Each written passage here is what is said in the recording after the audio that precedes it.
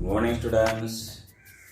Today we'll start a new chapter, chapter 8, maintenance of buildings. Maintenance of buildings. First, what is building? Buildings.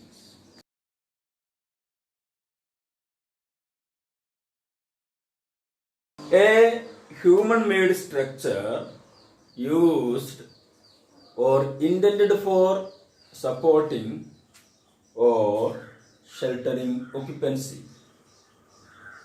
Building is any human-made structure used or intended for supporting or sheltering occupancy. ഒരു മനുഷ്യനിർമ്മിതമായ ഒരു structure അല്ലെങ്കിൽ ഒരു ഘടനയാണ് building എന്ന് പറയുന്നത്. അതിൽ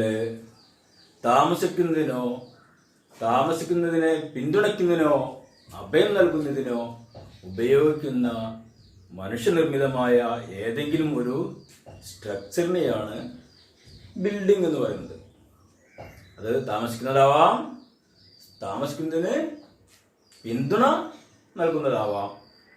ഏതായാലും അതിനെ ഒരു മനുഷ്യനിർമ്മിതമായ സ്ട്രക്ചറിനെ നമ്മൾ ബിൽഡിംഗ് എന്ന് പറയും. Okay. All civil engineering structures such as our house, temples, churches, mosques, factories, cinema halls, auditoriums, bus stands, railway stations, airport terminals, etc. are the examples of buildings. Okay. അതായത് സിവിൽ എഞ്ചിനീയറിംഗ് സ്ട്രക്ചേഴ്സ് ആയ house, വീടുകൾ, അമ്പലങ്ങൾ, പള്ളികൾ, Christian പള്ളികൾ, ഫാക്ടറികൾ, cinema ഹാളുകൾ, auditorium, bus stand, railway station, airport terminal തുടങ്ങിയ അതെല്ലാം നമുക്ക് മനുഷ്യനിർമ്മിതമായ സ്ട്രക്ചറുകളാണ്. അവയെല്ലാം ബിൽഡിങ്ങുകൾ. ഇതെല്ലാം ബിൽഡിങ്ങുകളാണ്. A building has a foundation. ബിൽഡിങ്ങിന് എന്തുണ്ടാവും? ഫൗണ്ടേഷൻ ഉണ്ടാവും. Foundation.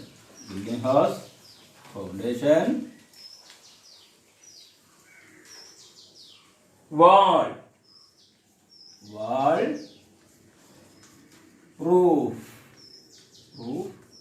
etc. that protect human being and their properties from direct harsh effect of weather like rain, wind, sun, etc. അതായത് റെയിന്, വിൻഡ്, സണ്ണ് ഇതിൽ നിന്നെല്ലാം അതിൻ്റെ ശക്തമായ എഫക്റ്റുകളിൽ നിന്നും നമ്മുടെ പ്രോപ്പർട്ടിയോ അല്ലെങ്കിൽ ഹ്യൂമൻ ബീങ്ങിനെ തന്നെയോ പ്രൊട്ടക്റ്റ് ചെയ്യാൻ വേണ്ടി ഉപയോഗിക്കുന്നതാണ് ഒരു ബിൽഡിങ് എന്ന് പറയുന്നത്. ഓക്കെ. അതിനെന്തുണ്ടാവും? ഫൗണ്ടേഷൻ ഉണ്ടാവും, വാൾ ഉണ്ടാവും, റൂഫ് ഉണ്ടാവും. Next, classification of buildings. Classifications of buildings.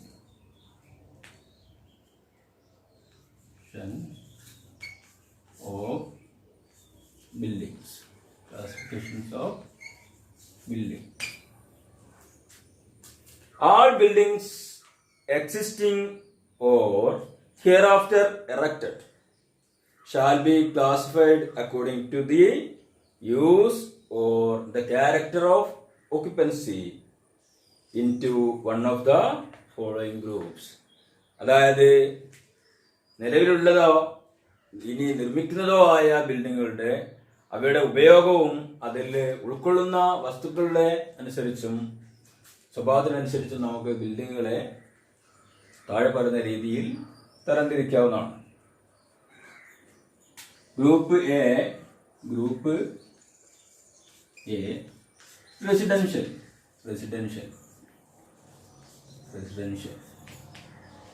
B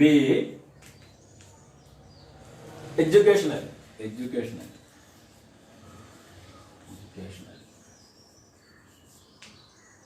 C. Institutional. Institutional. D. Assembly. Assembly. E. Business. Business. F. Mercantile. Mercantile. Mercantile.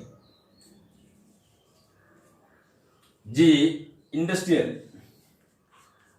Industrial. H. Storage. Storage. J. Hazardous. J.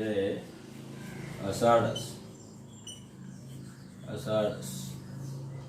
ഇങ്ങനെ ഇതേ രീതിയിലാണ് ബിൽഡിങ്ങുകളെ വിവിധ ഗ്രൂപ്പുകളായിട്ട് തിരിച്ചിരിക്കുന്നത്. First one residential, educational, institutional, assembly, business, mercantile, industrial, storage and hazardous. First one residential.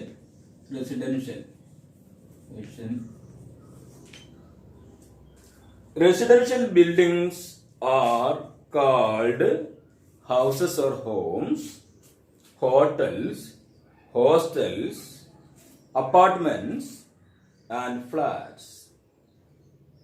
In these buildings, the facility for sleeping, cooking and dining is provided.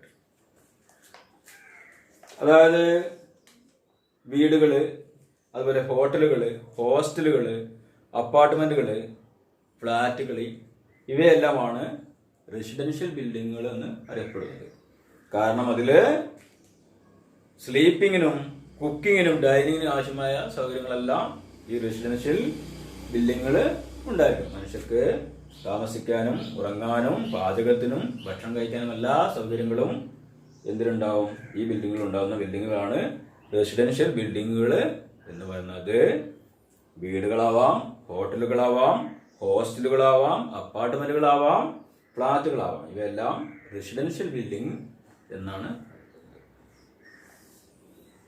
A multi-story building is a building that has multiple floors above the ground. Multi-story buildings aim to increase the floor area of the building without increasing the area of the land. The building with the most stories is the Burj Khalifa with 162 floors. 162 floors. അതായത് multi story building എന്ന് പറയുന്നത് അതിൽ multiple floors ഉണ്ടാവും. അതിൽ ഒരുപാട് ഫ്ലോറുകൾ ഉണ്ടാവും, നിലകൾ ഉണ്ടാവും. നമ്മുടെ വീടിന്റെ നിലകളാണിത്. അപ്പോൾ ground floor, first floor, second floor, third floor, അങ്ങനെ നിരവധി ഫ്ലോറുകളുടെ ബിൽഡിംഗ് ആണ് മൾട്ടി സ്റ്റോറി ബിൽഡിങ്ങുകൾ എന്ന് പറയുന്നത്. അതിന്റെ ആവശ്യം എന്താ വെച്ചിട്ടുണ്ടെങ്കിൽ ഫ്ലോർ ഏരിയ, അതിലെ ഫ്ലോർ ഏരിയ ഇൻക്രീസ് ചെയ്യും. ഫ്ലോർ ഏരിയ, പക്ഷേ ലാൻഡ് ഏരിയ എന്ന് പറയുന്നത് അതിന് ആവശ്യമായ നില എന്ന് പറയുന്നത് ആ നില തന്നെ മതി. പക്ഷേ ഫ്ലോർ ഏരിയ എത്രയോ നിലകൾ ഇങ്ങനെ ഉണ്ടാക്കുന്നതനുസരിച്ച് ഫ്ലോർ ഏരിയ കൂടി കൂടി വരും. ഇതാണ് ഇതിന്റെ പ്രത്യേകത. ഇതില് ഏറ്റവും കൂടുതൽ മോസ്റ്റ് സ്റ്റോറേജ് ഉള്ള ഒരു ബിൽഡിങ്ങിന് ഉദാഹരണമാണ് ബുർജ് ഖലീഫ എന്ന് പറയുന്നത്. ബുർജ് ഖലീഫ എന്ന് പറയുന്നത്. Next, educational building. Educational buildings, a building intended for teaching learning process. Teaching learning പ്രോസസ്സിന് ഉപയോഗിക്കുന്ന ബിൽഡിങ്ങുകളെയാണ് നമ്മൾ എഡ്യൂക്കേഷണൽ ബിൽഡിംഗ് എന്ന് പറയുക. അതായത് പഠിക്കാനും പഠിപ്പിക്കാനും എല്ലാം ഉപയോഗിക്കുന്ന ബിൽഡിങ്ങുകളാണ് ഏത് എഡ്യൂക്കേഷണൽ ബിൽഡിങ്ങുകൾ എന്ന് കൊണ്ട് ഉദ്ദേശിക്കുന്നത്. Next, institutional buildings. Buildings where medical treatment and caring is given. hospitals, sanatoria, nursing homes, orphanages, jails, etc. are the examples of institutional buildings. Building medical ട്രീറ്റ്മെന്റും കെയറിങ്ങും നൽകുന്ന ബിൽഡിങ്ങുകളെയാണ് നമ്മൾ ഇൻസ്റ്റിറ്റ്യൂഷണൽ ബിൽഡിംഗ് എന്ന് പറയുക. മെഡിക്കൽ ട്രീറ്റ്മെന്റും കെയറിങ്ങും ലഭ്യമാകുന്ന ബിൽഡിങ്ങുകളെയാണ് എന്ത് പറയുന്നത്? ഇൻസ്റ്റിറ്റ്യൂഷണൽ ബിൽഡിംഗ് എന്ന് പറയുന്നത്. ഹോസ്പിറ്റൽ,